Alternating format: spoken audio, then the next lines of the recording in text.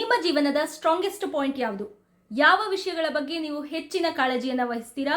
ಹೆಚ್ಚಿಗೆ ಯೋಚನೆ ಮಾಡ್ತೀರಾ? ಹೆಚ್ಚಿನ ಸಮಯವನ್ನ ಯಾವುದರಲ್ಲಿ ಕಳಿತೀರಾ? ಇದನ್ನ ತಿಳ್ಕೋಬೇಕು ಅಂದ್ರೆ ಈ ವಿಡಿಯೋನ ಕೊನೆವರೆಗೂ ತಪ್ಪದೆ ನೋಡಿ. ಎಲ್ಲರಿಗೂ ನಮಸ್ಕಾರ. ಶ್ರೀ ಸೌರಭ ಯೂಟ್ಯೂಬ್ ಚಾನಲ್ಗೆ ನಿಮಗೆಲ್ಲ ಸ್ವಾಗತ. ಜಾತಕದ ಅನುಗುಣವಾಗಿ ಲಗ್ನಾಧಿಪತಿಯನ್ನ ಹೇಗೆ ನೋಡಬೇಕು ಅಂತ ನಾನು ಫಸ್ಟ್ಗೆ ತಿಳಿಸ್ಕೊಡ್ತೀನಿ. ನಿಮ್ದು ಯಾವುದೇ ರಾಶಿಯಾಗಿದ್ರೂ ಅದರಲ್ಲಿ ಲಗ್ನ ಅನ್ನೋದು ಒಂದು ಬಾಕ್ಸ್ ಇರುತ್ತೆ. ನಿಮ್ಮ 12 ರಾಶಿಗಳಲ್ಲಿ ಲಗ್ನ ಅನ್ನುವಂತಹ ಬಾಕ್ಸ್ ಯಾವ ರಾಶಿಗೆ ಸಂಬಂಧಪಟ್ಟಿದ್ದು ಅನ್ನೋದನ್ನ ನೀವು ನೋಡಬೇಕಾಗತ್ತೆ. ಇಂಗ್ಲಿಷಲ್ಲಿ ಅಸೆಂಡೆಂಟ್ ಅಥವಾ AS ಅಂತ ಬರೆದಿರ್ತಾರೆ.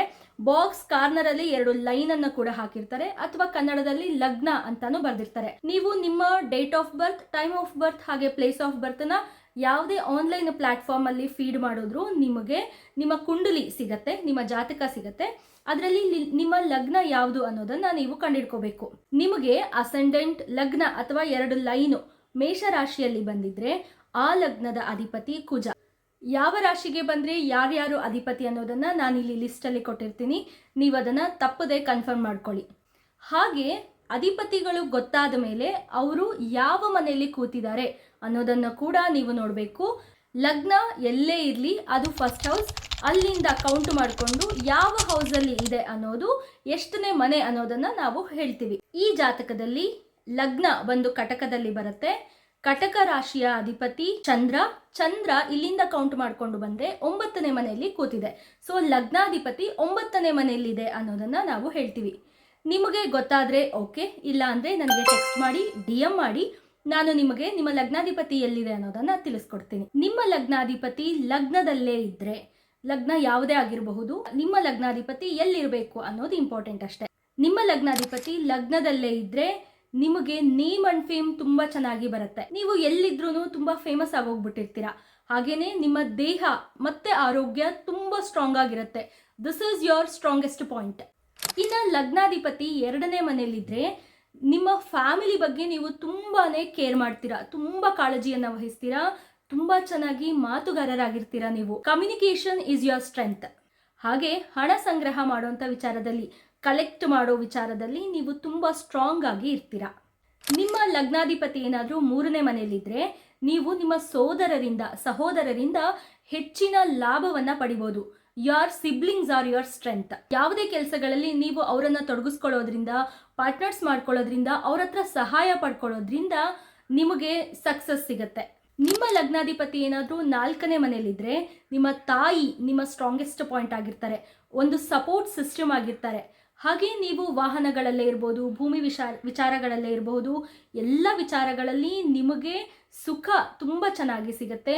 ತಾಯಿಯಿಂದ, ಮನೆಯಿಂದ, ವಾಹನಗಳಿಂದ, ಆಸ್ತಿ ಪಾಸ್ತಿಗಳಿಂದ, ಎಲ್ಲದರಿಂದನೂ ನಿಮಗೆ ಲಾಭ ಚೆನ್ನಾಗಿರುತ್ತೆ. ನಿಮ್ಮ ಲಗ್ನಾಧಿಪತಿ ಏನಾದ್ರೂ 5ನೇ ಮನೆಯಲ್ಲಿದ್ರೆ ನೀವು ನಿಮ್ಮ ಮಕ್ಕಳ ಮೇಲೆ ಹೆಚ್ಚಾಗಿ ಅವಲಂಬಿತರಾಗಿರ್ತೀರಾ, ತುಂಬಾ ಅವ್ರನ್ನ ಕೇರ್ ಮಾಡ್ತೀರಾ. ಮಕ್ಕಳು ನಿಮ್ಮ ಸಪೋರ್ಟ್ ಸಿಸ್ಟಮ್ ಆಗಿರ್ತಾರೆ, ಅವರಿಗೆ ಹೆಚ್ಚಿನ ಪ್ರಾಶಸ್ತ್ಯವನ್ನ ಕೊಡ್ತೀರಾ. ಅವರ ವಿದ್ಯಾಭ್ಯಾಸಕ್ಕಾಗ್ಲಿ, ಅವರ ಕೆಲಸಕ್ಕಾಗ್ಲಿ ನೀವು ತುಂಬಾ ಚೆನ್ನಾಗಿ ಸಪೋರ್ಟ್ ಮಾಡ್ತೀರಾ. ಅವರು ನಿಮಗೆ ಹೆಸರನ್ನ ತಂದು ಕೊಡ್ತಾರೆ. So your kids are your strength. ಇನ್ನ ನಿಮ್ಮ ಲಗ್ನಾಧಿಪತಿ ಏನಾದ್ರೂ 6ನೇ ಮನೆಯಲ್ಲಿದ್ರೆ ನೀವು ಜಗಳಗಳಿಗೆ, ಸಾಲಗಳಿಗೆ ಸಿಲುಕ್ತೀರಾ, ಆರೋಗ್ಯದ ವಿಚಾರಗಳಲ್ಲಿ ತೊಂದರೆಯನ್ನ ಅನುಭವಿಸ್ತೀರಾ. ಇದೊಂದು ಪಾಯಿಂಟ್ ಮಾತ್ರ ನಿಮಗೆ ತುಂಬಾ ಲಾಸ್ ಅನ್ನ ತಂದು ಕೊಡುತ್ತೆ. ಸೊ ನಿಮ್ಮ ಲಗ್ನಾಧಿಪತಿ ಏನಾದ್ರೂ 6ನೇ ಮನೆಯಲ್ಲಿದ್ರೆ ನಿಮ್ಮ ಆರೋಗ್ಯದ ಕಡೆಗೆ ಹೆಚ್ಚಿನ ಕಾಳಜಿಯನ್ನ ವಹಿಸಿ. ಯಾರ ಹತ್ರನೂ ಸುಮ್ಮನೆ ವಾದ ವಿವಾದಗಳನ್ನ ಮಾಡೋದಕ್ಕೆ ಹೋಗಬೇಡಿ. ನಿಮ್ಮ ಮೇಲೆ ಕಳಂಕ ಬರುವಂಥದ್ದು ಜಾಸ್ತಿ ಆಗಿರುತ್ತೆ.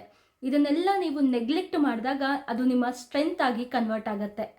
ಇನ್ನು ಲಗ್ನಾಧಿಪತಿ 7ನೇ ಮನೆಯಲ್ಲಿದ್ದಾಗ ನೀವು ನಿಮ್ಮ ಸಂಗಾತಿಯೊಂದಿಗೆ, ನಿಮ್ಮ ಸ್ಪೌಸ್ ಜೊತೆಗೆ ತುಂಬಾ ಅಟ್ಯಾಚ್ಮೆಂಟ್ ಅನ್ನ ಇಟ್ಕೊಂಡಿರ್ತೀರಾ. ನಿಮ್ಮ ಸಂಗಾತಿ ನಿಮ್ಮ ಏಳಿಗೆಗೆ ಕಾರಣ ಆಗ್ತಾರೆ. ಮದುವೆ ಆದ್ಮೇಲಿಂದ ನಿಮ್ಮ ಏಳಿಗೆ, ನಿಮ್ಮ ಸಕ್ಸಸ್ ಗ್ರಾಫ್ ರೈಸ್ ಹಾಕೊಂಡು ಹೋಗುತ್ತೆ. ಜೊತೆಗೆ ನಿಮ್ಮ ಸಂಗಾತಿ ಜೊತೆಗೆ ಹೆಚ್ಚಿನ ಸಮಯವನ್ನ ನೀವು ಕಳೆಯೋದಿಕ್ಕೆ ಪ್ರಯತ್ನ ಪಡ್ತಾ ಇರ್ತೀರಾ. ನಿಮಗೆ ನಿಮ್ಮ ವೈಫ್ ಈಸ್ ಯೋರ್ ಸ್ಟ್ರೆಂತ್. ನಿಮ್ಮ ಲಗ್ನಾಧಿಪತಿ ಏನಾದ್ರೂ 8ನೇ ಮನೆಯಲ್ಲಿದ್ರೆ ನೀವು ಅಪಮಾನಗಳನ್ನ ಎದುರಿಸಬೇಕಾಗಿರುತ್ತೆ. ಯಾವುದಾದ್ರೂ ಒಂದು ಗುಪ್ತ ವಿದ್ಯೆಯ ಹುಡುಕಾಟದಲ್ಲಿರ್ತೀರಾ. ಗುಪ್ತ ವಿದ್ಯೆ ಅಂದ್ರೆ ಮಾಟ ಮಂತ್ರ ಮಾಡೋದು ಅಥವಾ ಜ್ಯೋತಿಷ್ಯ ಕಲೆನೇ ಆಗಿರ್ಬೋದು, ಅದನ್ನ ಹುಡ್ಕೊಂಡು ಹೋಗ್ತೀರಾ. ಅವಮಾನಗಳನ್ನ ಎಲ್ಲ ಮೀರಿ ಮೇಲೆ ಬೆಳೆಯೋದೇ ನಿಮ್ಮ ಸ್ಟ್ರೆಂತ್ ಆಗಿರುತ್ತೆ. ನಿಮ್ಮ ಲಗ್ನಾಧಿಪತಿ ಏನಾದ್ರೂ 9ನೇ ಮನೆಯಲ್ಲಿದ್ರೆ ನೀವು ನಿಮ್ಮ ತಂದೆಯಿಂದ ಹೆಚ್ಚಿನ ಸಹಾಯವನ್ನ ಪಡಿತೀರಾ.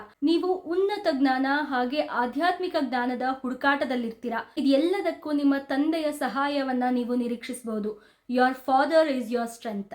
ನಿಮ್ಮ ಲಗ್ನಾಧಿಪತಿ ಏನಾದರೂ 10ನೇ ಮನೇಲಿದ್ರೆ ನೀವು ಹೆಸರನ್ನ ಸಂಪಾದನೆ ಮಾಡೋದಕ್ಕೆ, ಖ್ಯಾತಿಯನ್ನ ಪಡೆಯೋದಕ್ಕೆ, ಮನ್ನಣೆಯನ್ನ ಗಳಿಸೋದಕ್ಕೆ ಹೆಚ್ಚಿನ ಉತ್ಸಾಹವನ್ನ ಹೊಂದಿರ್ತೀರಾ. ನಿಮ್ಮ ಕೆರಿಯರ್ ಡೆವಲಪ್ಮೆಂಟ್ ತುಂಬ ಚೆನ್ನಾಗಿರಬೇಕು ಅನ್ನೋದನ್ನ ನೀವು ಆಸೆ ಪಡ್ತಾ ಇರ್ತೀರಾ. ನಿಮ್ಮ ಪರ್ಸನಾಲಿಟಿ ಗ್ರೋತ್ ಏನಿದೆಯಲ್ಲ ಅದೇ ನಿಮ್ಮ ಸ್ಟ್ರೆಂತ್ ಆಗಿರುತ್ತೆ.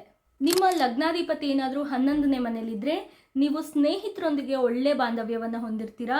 ಅವರಿಂದ ಹೆಚ್ಚಿನ ಸಹಾಯವನ್ನ ನೀವು ಪಡಿತಾ ಇರ್ತೀರಾ. ನೀವು ನಿಮಗೆ ಲಾಭ ಆಗಬೇಕು ಅನ್ನುವಂತಹ ಸ್ನೇಹಿತರ ಜೊತೆಗೇನೆ ನೀವು ಫ್ರೆಂಡ್ಶಿಪ್ ಮಾಡ್ತೀರಾ. And your friends are your strength. ನಿಮ್ಮ ಲಗ್ನಾಧಿಪತಿ ಏನಾದರೂ 12ನೇ ಮನೇಲಿದ್ರೆ ನೀವು ಮನೆಯಿಂದ ದೂರ ಇರ್ತೀರಾ. ಅನವಶ್ಯಕವಾದಂತಹ ಖರ್ಚು ಹೆಚ್ಚಾಗ್ತಾ ಇರುತ್ತೆ. ಬದುಕಿನ ಆರಂಭಿಕ ಅವಧಿಯಲ್ಲಿ ಹೆಚ್ಚಿನ ನಷ್ಟಗಳನ್ನು ಅನುಭವಿಸ್ತೀರಾ. ಹಾಗೆಯೇ ರಹಸ್ಯವಾದಂತಹ ಒಂದಿಷ್ಟು ಕಷ್ಟಗಳು ನಿಮ್ಮನ್ನ ಬಾಧಿಸ್ತಾ ಇರುತ್ತೆ. ಇದನ್ನೆಲ್ಲ ಓವರ್ಕಮ್ ಆಗೋದೇ ನಿಮ್ಮ ಸ್ಟ್ರೆಂತ್. ಇದೆಲ್ಲದರಿಂದ ನಿಮ್ಮ ಜೀವನ ಒಂದು ಉನ್ನತ ಮಟ್ಟಕ್ಕೆ, ಇನ್ನೊಬ್ಬರಿಗೆ ಮಾದರಿ ಆಗುವಂತೆ ಬೆಳೆಯುತ್ತೆ. ಎಲ್ಲರಿಗೂ ಒಳ್ಳೆಯದಾಗಲಿ.